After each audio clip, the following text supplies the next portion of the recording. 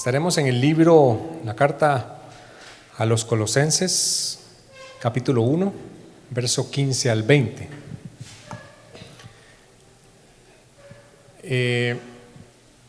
Este título lo tomé de la nueva versión internacional, que en la Biblia sale ahí, La Supremacía de Cristo. Me gustó mucho, porque era un título que había venido a mi mente días atrás, y cuando lo leí, este era. Colosenses, capítulo 1. ¿Qué les parece si lo leemos juntos? Amén. Dice así: Él es, bajémosle un poquito, ¿sí?, el primogénito sobre toda la creación, porque por medio de Él fueron creadas todas las cosas en el cielo y en la tierra, visibles e invisibles, sean tronos, poderes, principados o autoridades. Todo ha sido creado por medio de Él y para Él.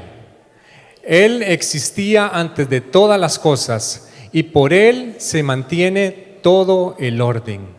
Él es la cabeza del cuerpo, que es la iglesia. Él es el principio, el primogénito de entre los muertos, para que en todo sea el primero. Porque a Dios le agradó habitar en Él con toda su plenitud, y por medio de Él reconciliar consigo todas las cosas, tanto las como las de Él, haciendo la paz mediante la sangre que derramó en la cruz. ¡Wow! ¡Qué declaración! Vamos a orar. Padre, con esta misma reverencia, te damos la gloria, la honra solo a ti. Permítenos aprender un poco más sobre ti, sobre tu esencia, sobre tu supremacía, no solo en nuestras vidas, sino en todo lo creado. Que hoy podamos salir extendiendo el entendimiento que tenemos de ti, de tu grandeza, de tu poder, de tu nombre. En el nombre de Jesús. Amén y amén. Pueden tomar sus asientos. Quiero, antes de empezar, poder saludar a todas las personas que nos están observando a través de los distintos medios. Para nosotros es un placer poderles servir y un privilegio que estén conectados con nosotros. ¿Qué tan conscientes estamos de las palabras que acabamos de leer?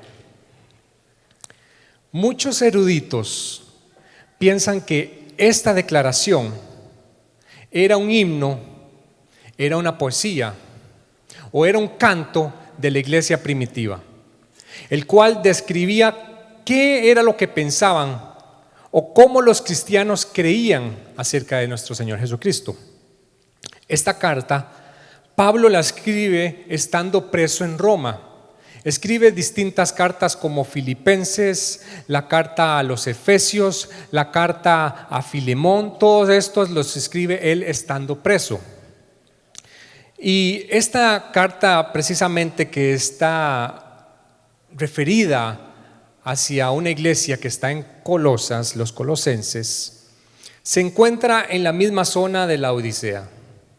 Había una colonia de judíos ahí donde llegaban también ideas y doctrinas orientales.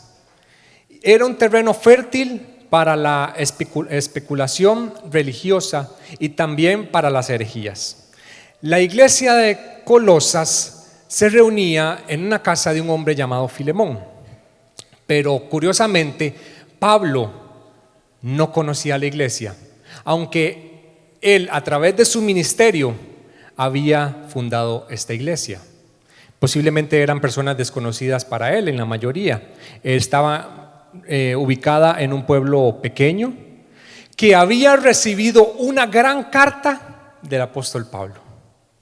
El líder de la iglesia aparentemente era un hombre llamado Epafras, colaborador de Pablo, y posiblemente fue el fundador de esta iglesia en Colosas. Epafras había estado voluntariamente, no porque él había hecho algo malo, él voluntariamente se había hecho compañero de Pablo en prisión. Imagínense que es tener usted la libertad y decir: voy a ir a acompañar a una persona para su ministerio. ¿Qué amor le tenía el Señor Jesucristo de querer perder su libertad por un momento voluntariamente para extender y acompañar el ministerio del Señor Jesucristo a través de Pablo? Epafras había viajado alrededor de 1500 kilómetros para contarle algo a Pablo sobre un nuevo virus que estaba queriendo infiltrarse y contaminar la iglesia. Pero ¿por qué Pablo escribe esta carta a los colosenses? Colosas se encontraba en un gran centro cultural, pero también era el centro del paganismo y era el centro de muchas religiones místicas. En medio de ese ambiente había una herejía que amenazaba con la paz y la pureza dentro de la iglesia. Esta iglesia entonces estaba siendo provocada por desviaciones acerca de lo que es la verdad de nuestro Señor Jesucristo. Se trataba de una mezcla de filosofía oriental con legalismo judaico, con elementos que los eruditos bíblicos le llaman gnosticismo. Gnosticismo viene de la palabra griega gnosis, que significa conocer, conocimiento. El agnóstico es alguien que no conoce, pero ¿cómo se llama? Los gnósticos se dice que eran los conocedores profundos de las cosas espirituales. Ellos se creían la aristocracia espiritual de la iglesia. Y en primer lugar, esta herejía le prometía a la gente tener una intimidad con Dios tan profunda que iban a llegar a una perfección espiritual. Imagínense. Creían tener el monopolio de todo el conocimiento y en consecuencia se consideraban los máximos exponentes en cuanto al conocimiento y el pensamiento, creyendo que ellos sabían más que los apóstoles. Decían que el evangelio era demasiado sencillo y que hacía falta añadirle algo más al conocimiento para que fuera más complejo. Ellos mantenían principios especulativos también sobre la creación, porque ellos enseñaban que Dios mismo no había creado el universo, sino que Él había creado una criatura, que esa criatura creó a otra criatura y fue así como una escalera de criaturas, y en esa misma escalera estaba Cristo. Y que al final alguna de esas deidades creadas había creado el universo. Y que supuestamente decían que la materia era pecaminosa igual que el cuerpo humano. Pensaban que el alma estaba encerrada en el cuerpo, que el cuerpo es pecaminoso, y entonces para poder ser liberada necesitaban de un conocimiento más místico, más elevado. Esas enseñanzas eran una combinación engañosa entre legalismo judaico, filosofía oriental, astrología pagana, misticismo, ascetismo y un poquito de cristianismo. Había para todos los gustos. Y eso era prácticamente lo que lo hacía peligrosa, porque le llenaba el oído a la mayoría. Los falsos maestros sostenían que no estaban negando la fe cristiana, sino que estaban elevando la fe a un máximo nivel. Y en ese ambiente tan pesado espiritualmente, tan hereje, Pablo, estando en una cárcel y en lugar de estar renegando y quejándose por el estado en que él está, decide enviar esta carta como una misión apologética para defender la fe, para defender el nombre y la imagen de Jesucristo. Pablo reconoce que entonces había querido venir un virus espiritual que quería enfermar la iglesia. Pero en vez de hacer lo que hacemos muchos de nosotros, que nos referimos y le hacemos énfasis a esos falsos profetas, Pablo no dice: yo no voy a perder el tiempo en eso, yo voy a hablar directamente del antídoto. Y dice Pablo que la cura para todos esos males es Cristo mismo. Aleluya. Por eso el tema central de estos pasajes es proclamar la supremacía de Cristo. Además, Pablo escribe esto a los creyentes porque ellos pensaban que tenían a Cristo, pero les faltaba algo más. Y Pablo les decía: no, ustedes en Cristo están completos. Porque esas corrientes querían llevarlos a ritualismos místicos religiosos que, según ellos, con eso iban a poder llegar a la plenitud espiritual. Entonces, en el verso 15 que acabamos de leer, empieza dando 3 descripciones de lo que es quién es Jesucristo. Y primero lo llama como el dueño del universo. Y Pablo empieza diciendo: Él es.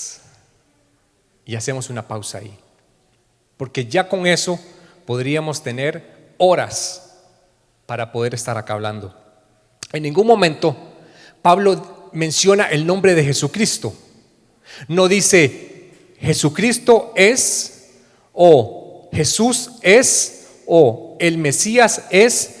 Él usa el pronombre Él y lo utiliza en estos 5 versos por 10 veces.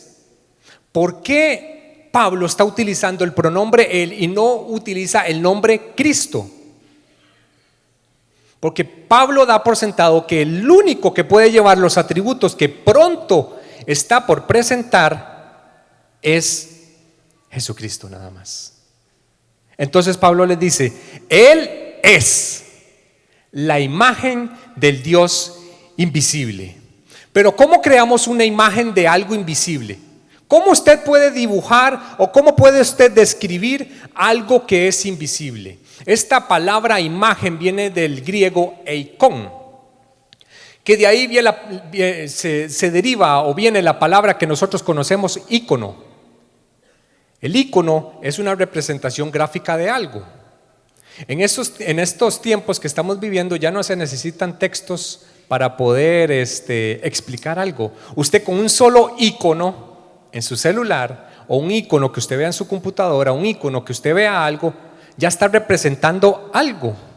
Cuando usted ve una M amarilla por algún lado, usted ya sabe qué tipo de comida venden ahí. La comida del infierno. Porque ese icono representa algo. Entonces, cuando Pablo dice Cristo es la imagen de Dios invisible, imagen, el eikon, Cristo es el eikon.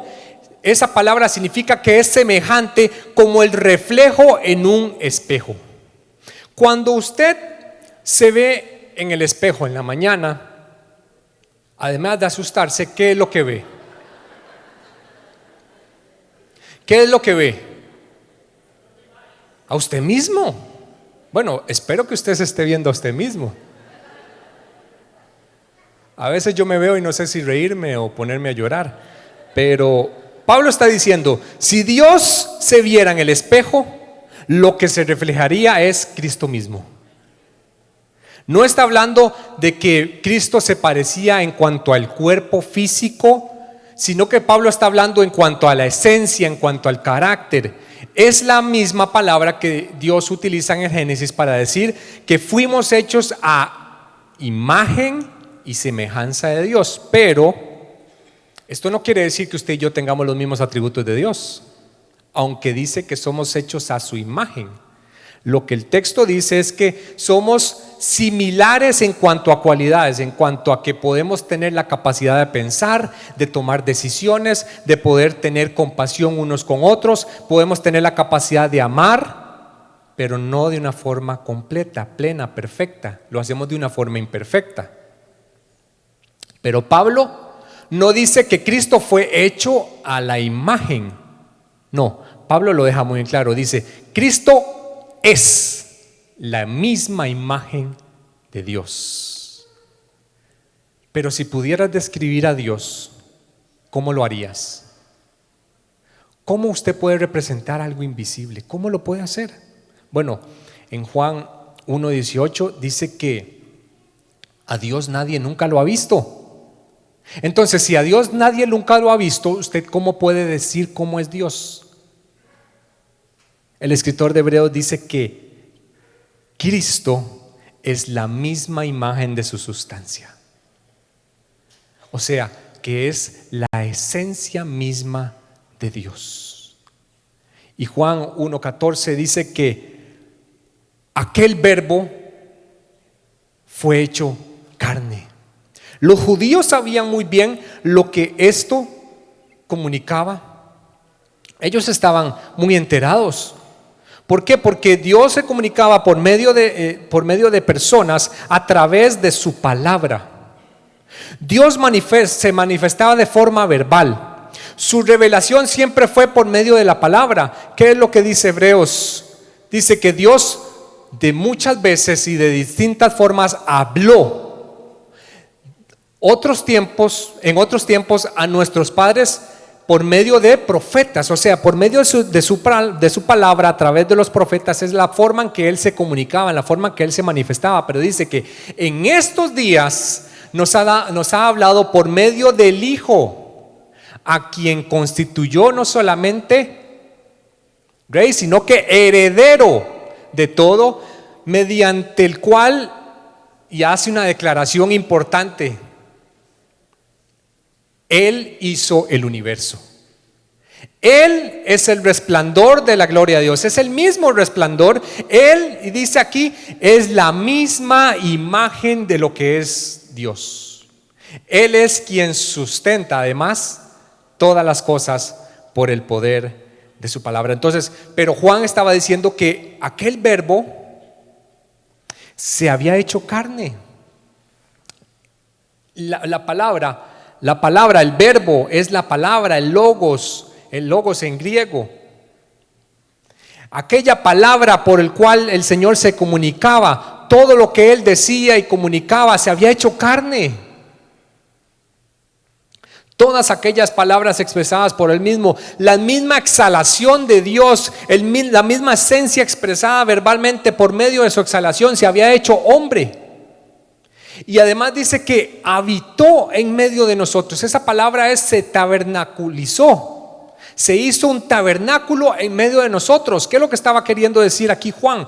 Juan estaba recordándole al pueblo judío que antes, para que ellos pudieran tener acceso a la presencia de Dios, se necesitaba de un tabernáculo donde había un lugar donde solo el sumo sacerdote tenía acceso, y había un artefacto llamado el arca, donde ahí descendía la gloria de Dios. Era la única forma de poder tener acceso a la gloria de Dios, y no era siempre, porque la gloria de Dios es demasiado santa, demasiado gloriosa como para que esté cerca del ser humano. Y con esta declaración dice, toda esa gloria que se manifestaba, que la gente le tenía miedo y que mataba a cualquier persona que entrara en presencia de Él de una forma impura, de una forma inadecuada, toda esa gloria se hizo carne. Aleluya. No solo la palabra había sido hecha carne, sino la misma Shekinah del Señor, la gloria manifiesta de Dios, se hizo hombre. Pero vuelvo a insistir, ¿cómo describes algo que es invisible? Juan dice, yo lo vi. ¿Y Juan, cómo fue eso? Aquel verbo fue hecho carne y habitó entre nosotros. Y Juan pudo haber dicho, es que Él era delgado, moreno, de pelo largo, con los ojos celestes. Pero en vez de describirlo como usted y yo lo pudiéramos describir con nuestra capacidad humana limitada, Juan dice, vimos su gloria, gloria como la del unigénito del Padre. Aleluya. ¿Y cómo era Juan? ¿Cómo era? Lleno de gracia y de verdad. En esencia, Cristo es la imagen del Dios invisible. Cristo es el que nos ha dado a conocer. Y esta era una declaración, no solo para este pueblo, para todo el pueblo que estaba siendo expuesto por todas esas creencias místicas y que querían desacreditar lo que es la persona de Jesucristo. Jesús dijo: el que me ha visto a mí, ha visto al Padre. Por eso, en Éxodo, Dios había dejado muy en claro que Éxodo 24 dice que no te hagas imagen ni semejanza alguna de lo que está arriba, ni abajo en la tierra, ni en las aguas debajo de la tierra. En otras palabras, no trates de representar a Dios con algo creado, porque nunca le va a llegar ni a los pies. Porque en el momento que tratemos de representar a Dios con algo creado, es un acto casi que suicida. Si intentamos representar a Dios con algo que conocemos, entonces estamos rebajando toda la plenitud de la deidad a algo creado. Dios es el creador de todas las cosas, por eso Él no puede ser inferior a las cosas creadas. Él no puede ser proyectado con algo creado. Somos tan limitados que no podríamos y no podemos representar a Dios con algo. Por eso Pablo dice: ¿quieren saber cómo es Dios? El Dios invisible. Vean a Cristo. Él es la imagen del Dios invisible. Por eso Él merece toda nuestra pleitesía, por eso Él merece toda nuestra adoración. Y muchos en Colosas estaban siendo presionados para distorsionar lo que es la figura, la deidad de Jesucristo. Y Pablo entonces sigue con la otra declaración.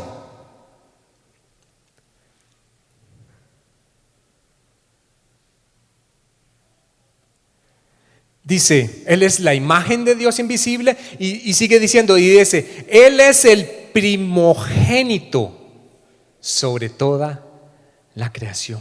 Y esta palabra se utiliza alrededor de unas 130 veces en el Nuevo Testamento. Primogénito. Pero esta palabra ha sido confundida, y de esta palabra, de la interpretación de esta palabra, sectas han salido. Sectas que usted y yo conocemos, muy conocidas a nivel mundial. Han tomado este texto y esta palabra y la han tergiversado, desacreditando la deidad de Cristo. Porque esta palabra primogénito no tiene nada que ver con primero en cronología. No tiene nada que ver en eso, como pensamos. Porque usted lo primero que se le viene a la mente es: primogénito es el primero que nació, ¿cierto? Pero la esencia de esta palabra es otra cosa. Primogénito denota posición, no tiempo cronológico. Entonces, esta palabra viene del griego protótokos, que significa un título de honor, que significa que está primero en rango, que está sobre todo, significa superioridad. Esta palabra describe entonces la estatura real de nuestro Señor Jesucristo. Y Jesús había dicho en Juan 8:58: les digo la verdad, antes de que Abraham naciera, yo soy. Aleluya. No yo nací o yo era, no, yo soy. Yo soy es preexistente, no tiene inicio, no tiene final, es eterno. Apocalipsis lo llama como el que era, el que es y el que ha de venir. El protótokos se refiere a primacía, a supremacía. El primogénito en cuanto al que tiene todos los derechos de todas las cosas creadas. Y en el contexto de la época, todo mundo sabía lo que significaba protótokos, primogénito. Pablo estaba haciendo una declaración acá, y Pablo estaba diciendo: a mí no me interesa lo que digan los judíos, ni lo que piensen los griegos, ni lo que piensen los romanos, ni todas esas corrientes del oriente. ¿Saben qué? Cristo es el primogénito, Él es supremo y es el heredero de toda la creación. Aleluya. Pablo con esto estaba derribando todas esas herejías que querían infiltrarse en la iglesia, y estaba atacando también la idea que a ellos les faltaba algo más adicional que Cristo para poder tener herencia con Dios. Pero Pablo les estaba diciendo que Cristo era el heredero de todas las cosas. Vea lo que dice Apocalipsis 5. Dice que en la mano derecha del que estaba sentado en el trono vi un rollo escrito por ambos lados. En la época, Esto era algo muy importante. Esto está representando el título de propiedad de toda la tierra. La mano que estaba ahí tenía un rollo que significaba que tenía el título de propiedad de todas las cosas creadas. Y dice, y estaba sellado con 7 sellos. Para que el título de propiedad fuera validado, en el contexto romano necesitaba de 7 sellos por seguridad. Y entonces dice que estaba sellado por 7 sellos para poder un testamento ser validado. Pero también dice que vi un ángel poderoso que clamaba a gran voz: ¿quién es digno de romper los sellos y abrir el rollo? Hace esta gran pregunta. En otras palabras, el ángel estaba diciendo: ¿quién es el heredero, el que tiene la autoridad para poder darle este título de propiedad? Y dice en el verso 3: pero ni en el cielo, ni en la tierra, ni debajo de la tierra hubo nadie capaz de abrirlo ni examinar su contenido. Y Juan dice: y yo vi esto y estaba llorando. Pero la expresión de Juan acá no es simplemente que estaba llorando, es que él estaba gritando de angustia, él estaba desconsolado. La esencia de esa palabra de llorar en este contexto, estaba muerto. ¿Por qué? Porque nadie tenía la capacidad de poder abrir el título de propiedad de todas las cosas creadas. Porque no se había encontrado a nadie que fuera digno de abrir el rollo ni de examinar su contenido. Pablo está diciendo, y los ángeles: ¿a dónde está el heredero? ¿Dónde está el protótocos? Y dice el verso 5: uno de los ancianos me dijo: deja de llorar, ya que el león de la tribu de Judá, la raíz de David, ha vencido. Y da esa declaración: él sí puede abrir el rollo y sus 7 sellos. Entonces vi en medio de los 4 seres vivientes del trono y de los ancianos a un cordero que estaba de pie, que parecía haber sido sacrificado. Tenía 7 cuernos y 7 ojos, de los cuales son los 7 espíritus que Dios ha enviado por toda la tierra. Y se acercó y dice que él recibió el rollo de la mano derecha que estaba sentado en el trono. Aleluya, declarándolo como el protótocos, el heredero del título de propiedad de todas las cosas, el único que tiene la capacidad de poder recibir el rollo. Aleluya. Acá está Cristo tomando el título de propiedad como el protótocos, para apoderarse y reinar como el Rey de Reyes y Señor de Señores. Y sigue diciendo Pablo en Colosenses, porque estoy con Juan, Pablo combinando ahí. Pablo en Colosenses dice: porque por medio de él fueron creadas. Entonces está haciendo una declaración: no desacrediten a Jesucristo como si fuera una creación más. Él está diciendo: por medio de él, más bien todas las cosas que existen en el cielo y en la tierra, las que podemos ver y las que no podemos ver, sean tronos, poderes, principados, autoridades, no deja a nadie afuera. Dice: todo ha sido creado por medio de él y para él. Aleluya.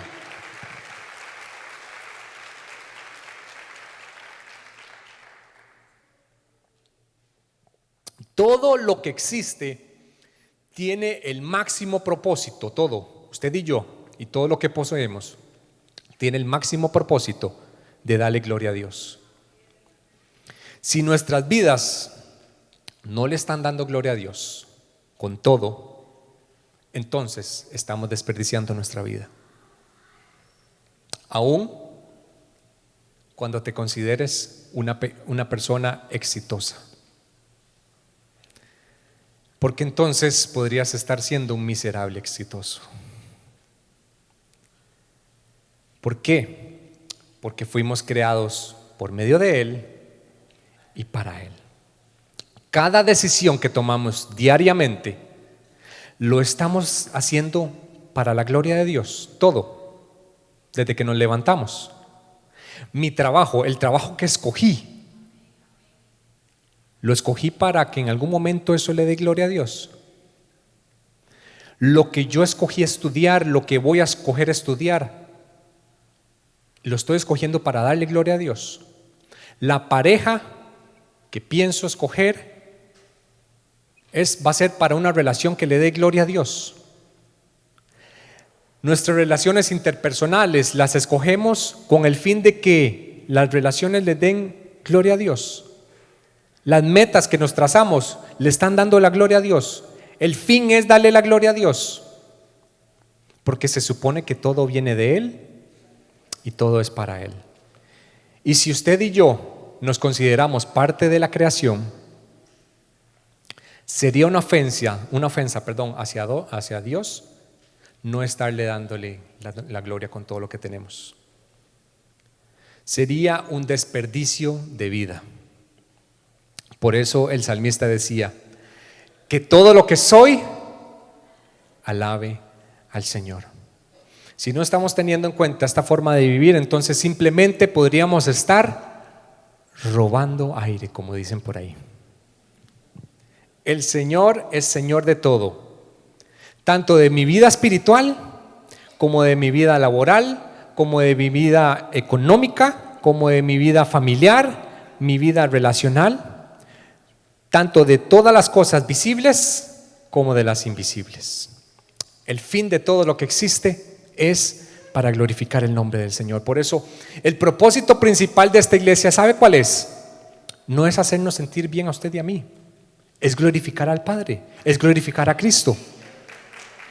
Acá nosotros venimos y existimos y servimos para adorar a Dios, para escuchar qué es lo que Dios quiere decirnos y para que cuando nos sirvamos unos a otros, exaltemos a Cristo.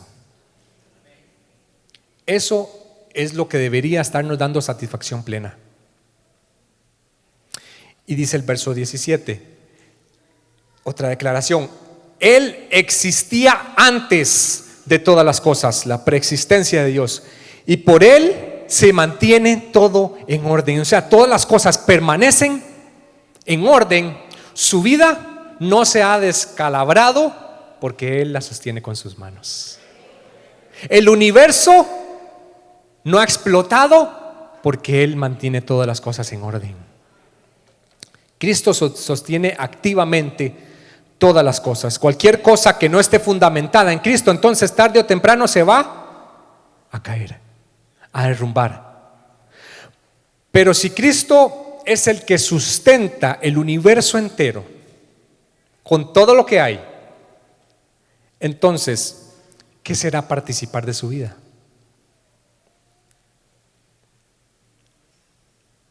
Y como usted y yo somos parte de esa creación, Él es el quien nos ha sostenido. Él nos ha sostenido durante toda nuestra vida. No ha sido nuestra capacidad, no ha sido nuestro dinero. A ti no te ha sostenido tu familia,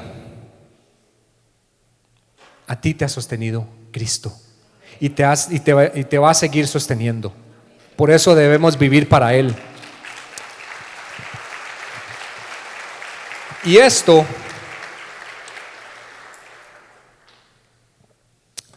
debería ser un llamado a examinarnos, a ver si hemos hecho ídolos en lugar de Él.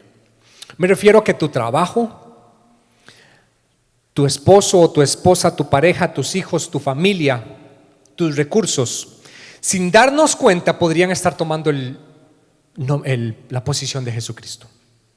Y nada de lo que acabo de mencionar, ni tu familia, ni tu esposo, ni tu esposa, ni tu trabajo, ni tu cuenta en el banco debería estar llenándote de plenitud, sino que Cristo mismo, porque Jesucristo basta.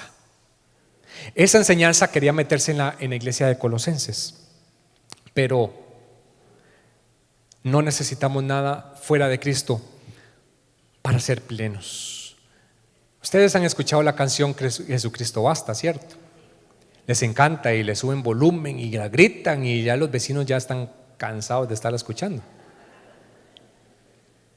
Pero cuando la quincena llega, pareciera como que Jesucristo ya no bastó tanto. O cuando hay alguna dificultad, pareciera más bien que Jesucristo nos queda debiendo. Ya no nos basta tanto. Y lo que estoy hablando es que no es que pongas a Cristo y lo metas en tu lista de prioridades. Yo no estoy hablando de eso. Porque póngase a pensar, ¿quién es el número 2 en su lista de prioridades?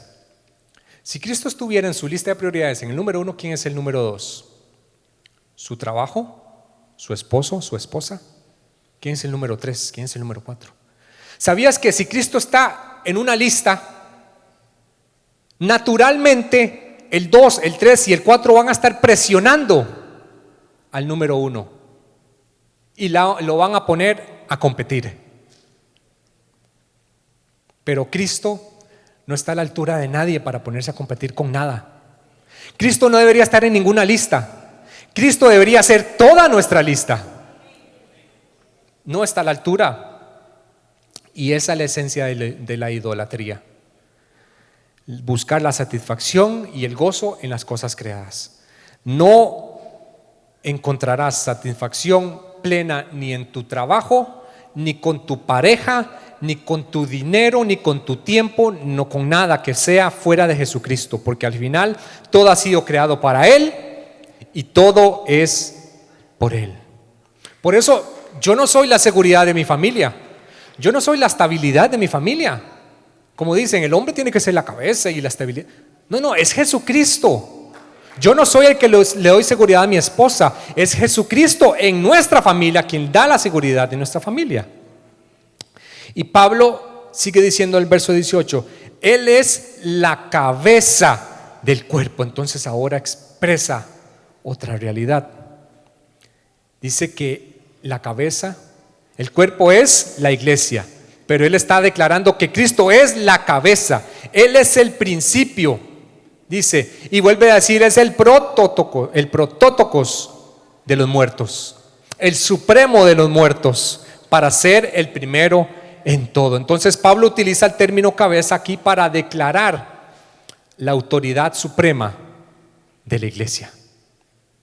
Acá el pastor no es la cabeza de esta iglesia, su líder no es la cabeza de esta iglesia, es Jesucristo. Y Pablo utiliza esta metáfora para describir entonces a la nueva creación. Está exponiendo a la iglesia como la nueva creación del Dios. Y esa nueva creación es un cuerpo en el cual es dirigido por la cabeza que es Cristo. Usted y yo somos la iglesia. Entonces, Cristo está llamado a ser nuestra cabeza. Se supone que de Él esté viniendo nuestra autoridad, nuestra sabiduría, nuestra inteligencia está viniendo de Él, porque Él es la cabeza, Él es el origen de todas las cosas. Aunque a veces nosotros queremos ser los pies y darle el rumbo a nuestra vida. Pero la cabeza se supone que es la que le da la dirección. Inclusive en la mente tiene la capacidad de darle crecimiento al cuerpo. Y la mente está en la cabeza. Por eso tú y yo debemos ser parte del cuerpo. Y no solamente parte del cuerpo, necesitamos ser miembros activos. Porque en un cuerpo, un miembro que no esté activo, muere. Y además, un cuerpo trabaja con todos sus miembros poniéndose de acuerdo. No hay miembros dentro de un cuerpo no tiene un miembro que trabaje solo, eso no existe. Debemos ser miembros activos y debemos ser una iglesia que trabaje junta. La vida de la iglesia tiene vida, o la iglesia tiene vida más bien, porque tiene a Cristo como cabeza. Y Cristo utiliza la iglesia para darse a conocer. Y en el verso 19, y ya voy a ir terminando, dice, porque a Dios le agradó habitar en Él con toda su plenitud. Se hizo un tabernáculo, a Él le agradó habitar en Jesucristo con toda su gloria, habitó de una forma corporal toda la plenitud de Jesucristo, y por medio de Él dice que reconcilió consigo todas las cosas, tanto en la tierra como en el cielo, haciendo la paz mediante la sangre que derramó en la cruz. Dios, aunque Él es amor, ¿cuántos saben que Él es amor? Él no podía quebrar su propia palabra. ¿Con respecto a qué? Dios no podía dejar pasar nuestros pecados por más amor que nos tiene, porque estaría faltando a su palabra. No había ninguna forma de expiar los pecados. No había ninguna forma de hacerle una excepción a la ley para podernos salvar. La ley fue puesta no para, como piensan algunos, que usted y yo tengamos prohibiciones. La ley fue puesta para denotar lo diminutos que somos y lo grande y majestuoso y glorioso y santo que es nuestro Dios, y para denotar la gran brecha que hay entre usted y yo y nuestro Señor. ¿Por qué? Porque Él es perfección y en nosotros pecaminosidad. Porque la ley hablaba de una santidad perfecta, entonces no había nada creado que pudiera validar, romper su palabra. Entonces, ¿cómo vamos a reconciliar algo que no se puede reconciliar con nada? ¿Cómo se puede hacer? Jesús dijo: ya sé, yo mismo voy a ir. Yo me voy a despojar de mi gloria, de la comodidad de mi trono, me humillaré tomando forma de hombre y caminaré hacia una cruz para reconciliar a mi pueblo con mi santidad. Aleluya. Por eso Colosenses dice: y anulando el acta de decretos que había contra nosotros, que nos era contraria, quitándola en medio y clavándola en la cruz. Aleluya. Pablo dice: por medio de Él reconcilió todas las cosas, tanto en la tierra como en el cielo. Nada podía reconciliarnos, solamente Jesucristo. Y si Cristo pudo reconciliar las cosas, ¿acaso no podrá reconciliarnos unos con otros? ¿Acaso Cristo no tendrá la capacidad de que pueda reconciliar tus relaciones rotas? ¿Acaso Cristo no podrá reconciliar tu matrimonio? ¿Acaso Cristo no tendrá la capacidad de reconciliar la relación que tienes con tus hijos quebrada? ¿O con cualquier otra persona? ¿Será que Cristo tiene la capacidad de poder sanar cualquier relación rota? Claro que puede, dice Él, haciendo la paz mediante la sangre que derramó en la cruz. Por eso Cristo es supremo sobre todas las cosas. Jesucristo es suficiente. Vean lo que Charles Spurgeon, con respecto a este trozo de la palabra, este himno que plasmó el apóstol Pablo, dijo que: mira tu propia insignificancia y sé humilde, pero mira a Jesús, tu gran representante, y alégrate con ello. Te evitarás dolores y angustias el aprender a considerarte a ti mismo como unido a Él, porque fuimos aceptados por quien nos amó, y encontrando en Cristo nuestro todo. Aleluya.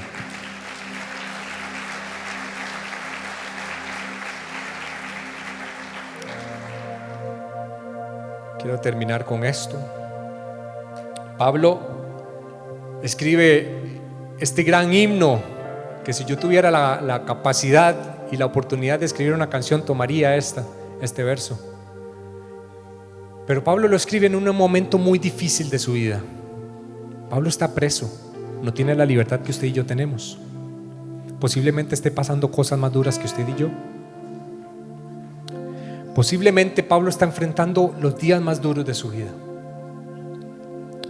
Pero la capacidad que tuvo Pablo para expresar estas palabras de exaltación hacia nuestro Señor Jesucristo con un nivel tan alto, aún en medio del sufrimiento, tocaron mi vida. Porque como una persona en medio de una batalla tan grande, en medio de una prisión, tiene la capacidad de plasmar un himno tan profundo de nuestro Dios. Si más bien póngase a pensar en los momentos más duros que has pasado, y no sé si los estás pasando, son los momentos que suelen empañar nuestra fe. Usted en un momento de sufrimiento, usted no se pone a admirar a alguien. ¿Cuántos de nosotros admiramos a alguien en medio del sufrimiento? Sería demasiado loco. Cuando el sufrimiento está, lo que menos hacemos es admirar a alguien. Por eso necesitamos de su gracia. Por eso necesitamos de la gracia de Jesucristo. Porque aunque Cristo es suficiente, debemos recordar que nosotros estamos en un proceso de aprendizaje. Porque existe una tensión en lo que nosotros queremos ser en Cristo, de lo que la palabra dice que vamos a ser, que vamos a ser herederos y coherederos y todo eso. Hay una tensión que existe en todas las promesas de Dios y nuestra realidad. Y en medio de esa tensión, el enemigo se aprovecha y mina nuestra fe y no nos deja admirar a Jesucristo, quien debería estar llenándonos en todo, quien es el suficiente. Pero Pablo, antes de pedirles a ellos que profesen esa verdad, Pablo primero entona este himno y declara la supremacía. Y le pido respetuosamente que se ponga en pie, porque vamos a terminarlo ya usted y yo sabiendo un poco más sobre este pasaje. Usted y yo lo vamos a leer declarando lo que hemos entendido, porque Él se merece nuestra adoración, nuestra exaltación. Y vamos a hacer esta declaración con un mayor entendimiento de lo que Dios nos ha revelado hoy. Amén. Y lo vamos a leer juntos declarándolo. Y esto a nivel espiritual, como les hablaba ahora al equipo de adoración, esto es una declaración espiritual. Usted está declarando la supremacía con este texto de Jesucristo. Usted está declarándole la guerra al enemigo, porque usted está diciendo quién es el más importante en su vida, qué es lo que usted cree de su Señor, quién es el Señor y cuál posición es la que tiene en todo. Y lo vamos a hacer.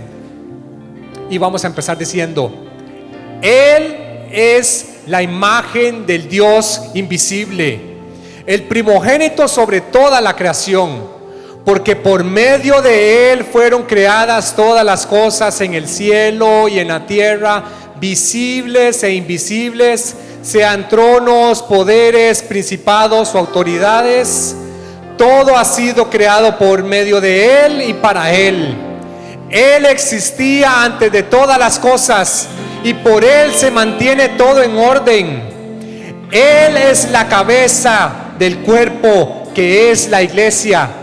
Él es el principio, el primogénito de entre los muertos, para ser el primero en todo, porque a Dios le agradó habitar en Él con toda su plenitud, y por medio de Él reconciliar consigo todas las cosas, tanto las que están en la tierra como en el cielo, haciendo la paz mediante la sangre que derramó en la cruz. Ese es nuestro Señor Jesucristo. Y a Él se merece toda la gloria y toda la honra.